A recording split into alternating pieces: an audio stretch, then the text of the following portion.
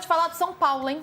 São Paulo que entra em campo amanhã contra o São Bernardo, 9h45 da noite, no Morumbi, transmissão TNT e Max.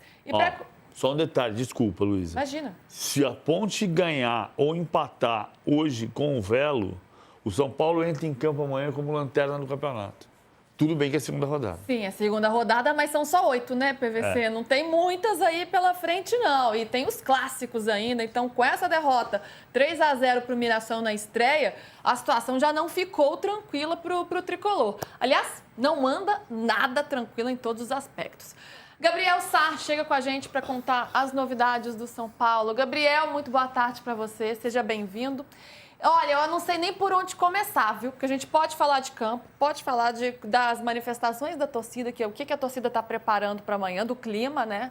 Mas também sobre a situação de Júlio Casares, porque tivemos novidades nesse sentido, inclusive com uma decisão da Justiça que não foi favorável ao presidente. Podemos começar por aí, Gabriel. Tudo bem com você? É isso, Luísa. Muito boa tarde para você, PVC, Samir, os amigos que acompanham aqui o UOL. Realmente assim, um mês praticamente. Já falando dos últimos dias, a semana turbulenta, mas é um mês muito turbulento da política do São Paulo. E hoje, Júlio Casares teve uma derrota expressiva em nome do São Paulo, né, que foi o polo passivo da ação. Ele recorreu ali da liminar que tinha uma alteração das regras do impeachment de acordo com o que tinha protocolado o Outen Aires, presidente do Conselho, e essa portanto, liminar, ela autoriza voto híbrido, ou seja, presencial e online, para quem não estiver em São Paulo, para quem não tiver condição física de estar presente no Morumbi, e também o quórum baixa também, diminui, né? Então tem um número mínimo, 191, que é o número mínimo de votantes, mas tem ali a regra dos 2/3 em relação aos dois artigos conflitantes do Estatuto, que de acordo com essa liminar não são conflitantes. 171 votos bastam para que Júlio Casares deixe o cargo presidencial do São Paulo Futebol Clube. Caso ele seja empichado essa sexta-feira, caso ele sofra o impeachment, isso vai a voto também para os sócios, para uma Assembleia Geral, que aí sim vai ser confirmada a saída do Casares, mas ele já ficaria afastado do cargo caso ele sofra esse impeachment na sexta-feira, portanto, né? E aí tem muito aliado político do Júlio Casares que tenta convencer ele a sair fora antes, né? Então ele teve uma reunião há poucos instantes também no Morumbi com aliados políticos, tem ali algumas pessoas que tentam indicar caminhos para o Casares, mas ele tende a encarar ainda essa votação de sexta-feira que pode deixá-lo em uma situação muito delicada à frente do São Paulo, Luísa. Deixa eu falar uma coisa só. Minha impressão, tá? Eu percebo a oposição cada vez mais animada, mas ainda reticente. E ainda achando que é difícil o impeachment, mas mais animada. E talvez isso tenha a ver com a percepção de que o Casares vai para a votação do impeachment acreditando na reversão do impeachment. E talvez isso mude até sexta-feira. Ou seja, se chegar na sexta-feira com a noção de que o impeachment é concreto, pode ser que ele renuncie na sexta-feira. Porque eu continuo ouvindo o buchicho, e o buchicho não é uma informação, porque é completamente íntima do Casares. O que me reforça a ideia que pode acontecer e não é uma certeza, que não é a renúncia, é não passar o impeachment e uma licença depois do não impeachment, do tipo, agora eu me licencio para cuidar da minha saúde ou para cuidar da minha defesa. Isso a gente só vai saber, porque eu acho que tem 3 hipóteses aqui. O impeachment cresce e ele percebe que pode perder. Aí ele renuncia antes da votação. O impeachment cresce, mas não na medida de julgar que vai passar. E ele aposta e tenta ganhar que não vai passar o impeachment. E então, ou ele permanece no cargo, ou ele pensa na licença. Não na renúncia, na licença. Enfim, eu acho que tem 3 possibilidades. Você está mais dentro dessa conversa e dentro do conselho para saber o que pode acontecer. Gabriel, e já acrescento aqui ao que o PVC disse, dá para ele ter essa segurança, algo tão calculado assim desse termômetro do que pode ou não acontecer para tomar essa decisão que o PVC está contando sobre quais desses 3 caminhos aí serem escolhidos? Existe um sério risco com essa mudança de formato, né, Luiz? A votação híbrida favorece muito, né, esse pensamento da oposição do São Paulo. E aí é óbvio que o voto secreto ele também gira ali dois cenários, né? Porque tem muito conselheiro que está falando para a torcida que vai votar a favor do impeachment do Casares, que não necessariamente o fará. Né, tem, por exemplo, Antônio Donizete Gonçalves, Dedé, que é o diretor do Social, que é um dos aliados políticos do Casares e que falou em grupos de Facebook, falou até para colegas da imprensa que ele vai votar pelo impeachment, algo que eu acho bastante incomum Improvável. nesse momento, né? Então, assim, muito improvável. Parece que é muito mais jogar para a torcida. Mas, ao mesmo tempo, tem um outro lado. Né? Aquele aliado político do Júlio que já não aguenta mais esse caos, quer ver um fim nos dias de noites mal dormidas e que vai votar também a favor do impeachment presidencial às escondidas, entre aspas. Né? Então, é um risco que ele corre, um sério risco que ele corre com essa votação sendo híbrida. É um número que também baixa 20 votos, que é uma diferença bem expressiva também. E ontem, também anteontem, durante essa semana, o Júlio vem tentado conversar com esses coordenadores de grupos que deixaram a coalizão. E eu soube também, PVC, que ontem ele tentou agendar uma espécie de reunião, um papo entre coordenadores e não rolou, né? Eles preferiram não falar com ele presencialmente nesse momento. E isso pode ter deixado o Júlio também um pouco assustado nesse processo, porque é algo realmente que impacta muito com o seu andamento político. O fato é que é muito difícil ele continuar governando no São Paulo, isso é algo muito delicado, né? Ele tem ali uma rejeição muito grande da torcida por si só, que já faz diferença, mas tem uma rejeição no social e também no conselho dessa vez, e tem muita gente já que já está colando, batendo aquele telefone, conta com o meu apoio, hein? Tô com você, pro vice dele, o Macis, que pode assumir nessa sexta-feira, caso ele seja afastado.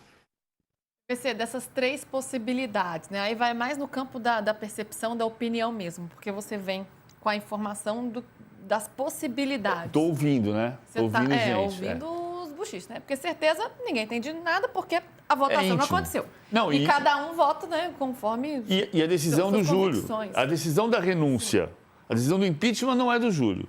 A decisão da renúncia ou da licença ou da permanência depois do impeachment não passar é do Júlio Casares. Sim. Né? E para a votação passar ou não, o que você acha que vai pesar mais? Assim? Eu acho que tem coisas que são muito malucas que não deviam ser assim, mas são. Por exemplo, se o São Paulo ganhar do São Bernardo amanhã, o cenário é um. Se o São Paulo perder do São Bernardo amanhã, o cenário é outro. Pois é. Curioso, né? E não podia ser isso. Não. Né? O jogo São Paulo e São Bernardo não tem nada a ver com avalizar ou não avalizar a gestão de um presidente que está sendo acusado, e todo respeito à defesa até que se prove o contrário, que está sendo acusado de ter recebido depósitos indevidos na conta corrente dele. Não tem nada a ver ganhar do São Bernardo ou perder do São Bernardo. Mas, infelizmente, tem. Se perder do São Bernardo, sobe a temperatura num nível estratosférico. E também a questão da postura da torcida uniformizada, que sempre, o Baby, que nos desculpe, o Baby sempre apoiou. A Independente sempre esteve do lado do Júlio Casares. Ela desistiu agora. Desistiu porque não dá para continuar. É só por isso. Então, assim, qual vai ser o comportamento da torcida uniformizada amanhã, antes e durante o jogo contra o São Bernardo? Qual é a postura política da torcida independente, que tem um papel político, se o time ganhar do São Bernardo de 4-0 amanhã? Então, tudo isso tem a ver com o que vai acontecer na sexta-feira. O fato é, o impeachment depende disso tudo que o Sá está contando. Se a aprovação do impeachment depender de 171 votos, é diferente de depender de 195. Se a votação vai se dar de fato online, e quem estiver viajando pelos Estados Unidos, como Vinícius Pinotti, como Fernando Casado Rey, puder votar, o cenário é um. Se tiver que ser presencial, e secreto, o cenário é outro. Então tem uma série de variáveis, embora a votação seja na sexta-feira e hoje seja quarta, cara, tem 1 milhão de coisas para acontecer daqui até sexta-feira à noite. Ô, Samir, o Corinthians viveu algo parecido recentemente, né? E a torcida organizada principal, uniformizada do Corinthians, que é a Gaviões, tem um papel político muito atuante dentro do clube, né? E agora a gente está vendo no caso de São Paulo que a principal organizada largou mão. Esteve por muito tempo ao lado de Júlio Casares e largou mão. Quando isso acontece, e somado ao resultado do jogo de amanhã, e aí, obviamente, não sabemos o que vai acontecer no jogo, mas esses dois fatores, posicionamento da torcida e resultado do jogo, pode ter um peso decisivo aí na votação de sexta-feira, na sua visão? Com certeza. Eu vejo, né, com todo o respeito à torcida independente ao São Paulo, uma influência menor e um peso menor que tem os Gaviões no Corinthians, né? Não dá para a gente, talvez, né, cravar que vai ser extremamente decisivo. Mas é claro que há uma influência ainda mais que largou mão, né? As torcidas organizadas também tiveram uma paciência com Augusto Melo. Isso aí que você falou faz muito sentido, Lu, porque quando a torcida organizada largou mão, acabou para o Augusto de vez. Porque pelo fato, né, do Corinthians ter passado tudo o que viveu lá nos últimos anos, com o Duílio, etc., enfim, eles apoiaram, né, o Augusto, né? Chegaram a acreditar no Augusto em muitos momentos, mas depois que começaram a vazar as informações, enfim, aquela coisa toda, eles largaram mão e aí ficou difícil para o Augusto Melo. Acho que a situação, eu não consigo cravar que vai ser igual no São Paulo por conta da diferença desse peso das torcidas. Eu acho que tem uma diferença entre o Júlio Casares e o Augusto Melo. Eu tenho essa impressão. O Júlio Casares foi sempre um sucesso político. Me corrige, tá, Sá? O Júlio Casares sempre foi um sucesso político no São Paulo. O Júlio Casares foi o conselheiro mais votado, o conselheiro vitalício mais votado, o presidente eleito por aclamação não, mas muito bem votado. O Júlio Casares sempre foi o cara que se acreditava numa força política do São Paulo como um aglutinador. Que o São Paulo, eu gosto de dizer isso, embora não seja uma verdade absoluta, o São Paulo sempre foi um clube de dono, no sentido de o São Paulo é um clube absolutamente democrático, que sempre teve grandes líderes por momentos. Então era Manuel Raimundo Paz de Barros, Cícero Pompeu de Toledo, Laudo Natel, Antônio Ney Nunes Galvão, que lideravam correntes políticas majoritárias durante longos períodos. Eles não eram donos do São Paulo, mas eram grandes lideranças. O Júlio Casares apareceu como uma possibilidade, depois da morte do Juvenal, de ser o grande aglutinador de um clube que tinha se espalhado, desmembrado em 11, 12, 17 correntes políticas. E o Júlio podia ser esse aglutinador. Ele aglutinou um pedaço disso, mas não o suficiente. E aí, a partir disso, ele vira uma grande decepção no momento que estamos vivendo, que pode absolutamente ser revertido se ele comprovar a inocência. O Augusto é o cacareco. O Augusto é diferente. O Augusto Melo era o presidente do não. Diferente do Júlio Casares, que foi eleito para ser o presidente do sim, o Augusto Melo foi eleito porque ele era o presidente do não. Ninguém votou no Augusto Melo porque era o Augusto Melo a grande esperança. O Augusto Melo era o não ao André Sanches, era o não ao Roberto Andrade, era o não... o voto antissistema. Era o voto antissistema. E a chance de dar errado se confirmou muito rapidamente. Até porque a chance de melar era grande. Entendeu o que eu acho a diferença? O Júlio era uma força política que, nesse momento, desmilinguiu. E o Augusto Melo nunca existiu como força política. A força política era rejeição ao Andrés. Tá, é por aí. E só lembrando, né, gente, que a votação de sexta-feira é do Conselho Deliberativo e que não determina o impeachment de fato de Júlio Casares. Se passar, ele vai ser afastado e aí a votação vai para a Assembleia Geral dos Sócios e aí sim os associados definem o futuro de Júlio Casares no São Paulo. Gabriel.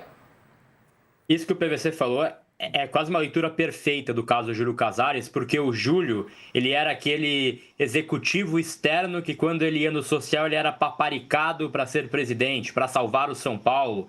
Era o cara que todo mundo quase tentava convencer a ser presidente do São Paulo e tinha muito carinho no social. Eu me lembro de uma imagem que fica assim guardada na memória em 2021, quando ele era recém-eleito presidente, ainda época de pandemia, em que eu estava ali nos arredores, né, fazendo uma cobertura.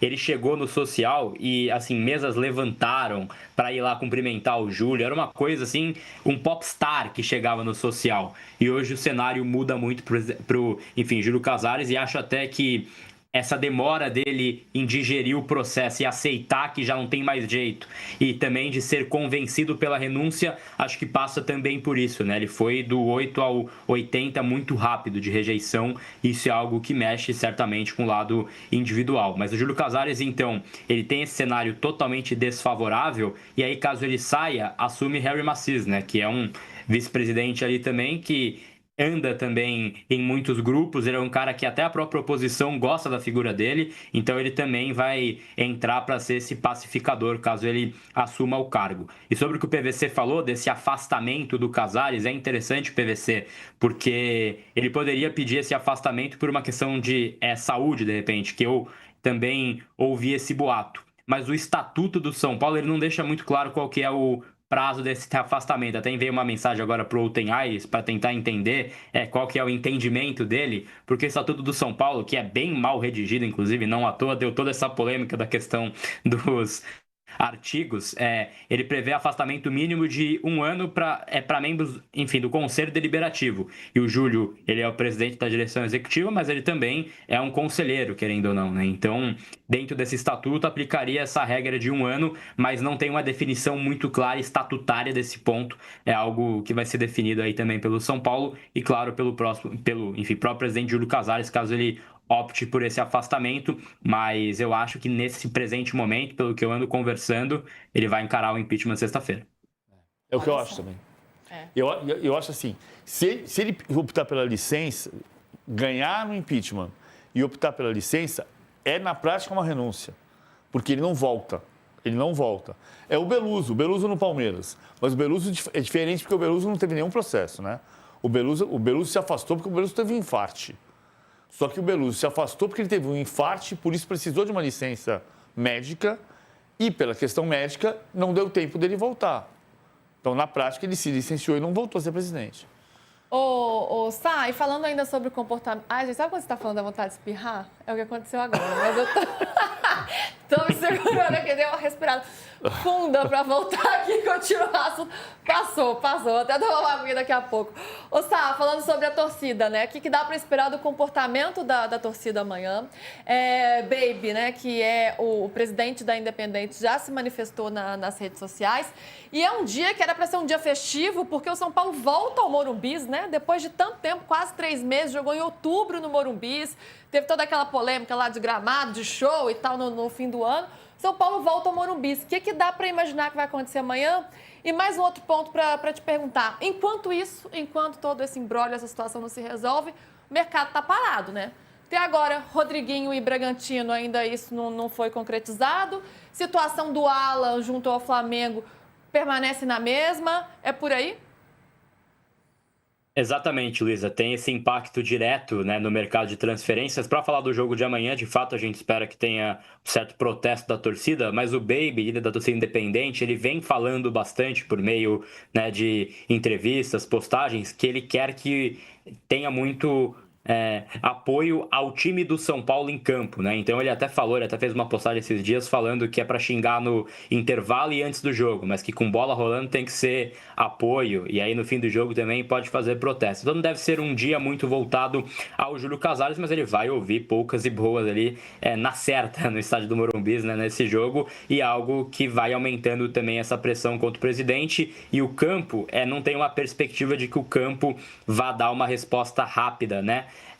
para o Júlio Casares conseguir manter no poder, porque quando o time está ganhando, quando está muito bem, se tivesse estreado bem contra o Mirassol, com uma vitória, a gente sabe que essas coisas esfriam, né? Mas o campo não tem muita perspectiva também de segurar a bronca, entre aspas, presidencial do São Paulo, né? E sobre mercado de transferências, Luísa, é algo interessante, a gente trouxe até uma matéria, né? Eu e Valentim Furlan aqui no UOL, que é algo que vem tendo uma interferência direta no São Paulo. Por exemplo, venda do Rodriguinho, já está tudo certo entre ele e o próprio Bragantino, o staff está tudo certo também entre todas as partes, mas ainda falta o São Paulo devolver os documentos, né? E aí eles estão argumentando que não vão devolver os documentos até o fim desse processo de impeachment. E aí tem também mais esse ponto em relação à venda. O Alan, por exemplo, que já teve uma situação até encaminhada, tinha um otimismo no São Paulo, ele travou qualquer conversa até que se resolva essa parte política, esse caos político. Então é algo que vai ter uma interferência muito grande no